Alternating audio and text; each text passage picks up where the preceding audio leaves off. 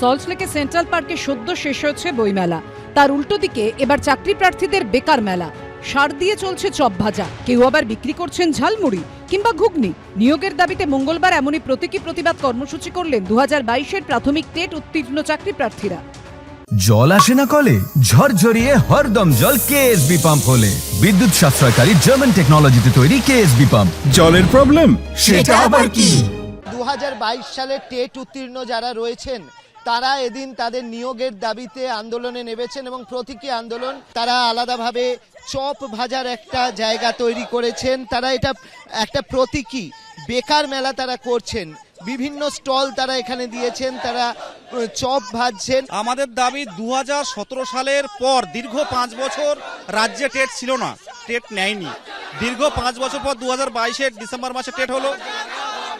Result publish করে দাবি জানানো হয়েছিল বছরে দুবার নিয়োগ, কোনো টেট পাস বসে থাকবে না। কিন্তু অলরেডি আমরা টেট কোয়ালিফাই করে 2 বছর পার করে ফেলেছি।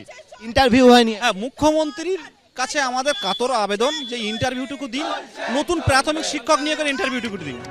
চাকরি প্রার্থীদের দাবি তারা 2022-এ প্রাথমিক টেট উত্তীর্ণ, 2 বছর হয়ে গেলেও এখনো তাদের নিয়োগ হয়নি।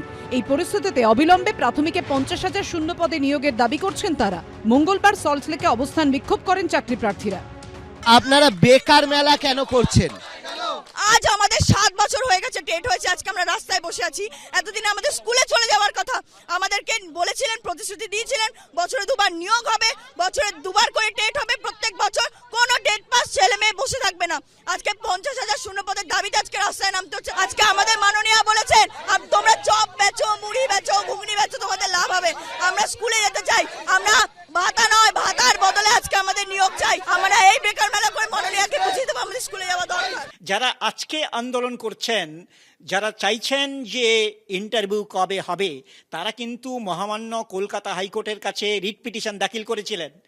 মহামান্য কলকাতা হাইকোর্ট তাদের প্রেয়ারটাকে ডিসমিস করেছেন এবং বলেছেন যে নোটিফিকেশন বের করার সম্পূর্ণ প্রেরোগেটিভ হচ্ছেন সরকারের। সরকার যখনই নোটিফিকেশন দেবেন আপনারা তখন অ্যাপ্লাই করবেন। আদালতের অনুমতি না মেলায় এদিন ইন্দিরা ভবনের সামনে প্রতীকী কর্মসূচি করেন চাকরি প্রার্থীরা। মঙ্গলবার বেলা 12টা থেকে চপ ভেজে শুরু হয় প্রতীকী প্রতিবাদ, চলে প্রায় সন্ধে পর্যন্ত। চাকরি তিনি দিতে পারবেন না, তার জন্য তিনি ওবিসিতে যে জটটা পাকিয়ে দিয়েছেন, 77টা মুসলিম কমিউনিটিকে ওবিসি দিতে গিয়ে পুরো ওবিসি রিজার্ভেশনটাকে ঘেঁটে দিয়েছেন। উনি আর চাকরি দিতে পারবেন না। শিক্ষিত ছেলে মেয়েরা তারা কি করবে? বেচারা গোবাচারীরা, তারা সিম্বলিক প্রোটেস্ট করছে, ইস্যুটাকে বাঁচিয়ে রাখছে। একটা নির্দিষ্ট দৃষ্টিভঙ্গি থেকে করা। মাননীয় মুখ্যমন্ত্রী চান দ্রুত নিয়োগ। বহু লোক বহু মামলা করে আটকে রেখেছে, কারা মামলা করেছে আপনারা জানেন। তারা চান এই ধরনের কিছু দৃশ্যের অবতারণা করে রাজনীতি করতে। তো এগুলো তাদের ইভেন্ট। আমরা চাই যোগ্যরা চাকরি পাক। আন্দোলন চলছে বছরের পর বছর, নিয়োগ কি হবে, হলে কবে, সেই উত্তর নেই কারো কাছে। অর্ণব মুখোপাধ্যায়, আশাবুল হোসেন ও উজ্জ্বল মুখোপাধ্যায়ের রিপোর্ট, এবিপি আনন্দ।